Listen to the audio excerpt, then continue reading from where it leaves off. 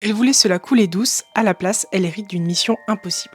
Dans le royaume des Laillons, Filia Rosée est une jeune prêtresse de 18 ans. Mais à cause de ses pouvoirs trop puissants, elle a dû les sceller dans un collier, ce qui l'a figée dans un corps de fillette de 10 ans.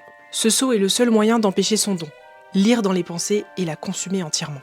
Filia n'aspire qu'à une chose, vivre tranquille, loin des responsabilités. Mais le destin en a décidé autrement. Elle est envoyée en mission pour convaincre le redoutable prince Léo de renoncer à ses ambitions sanglantes, sans quoi le royaume pourrait sombrer. Un défi immense, car Léo est connu pour sa cruauté, sa froideur et ses plans destructeurs. Et honnêtement, dès qu'il apparaît, on est charmé. Léo dégage une vraie aura, à la fois charismatique et glaçante. C'est un personnage complexe qu'on a envie de découvrir, et qu'on ne peut pas s'empêcher de redouter.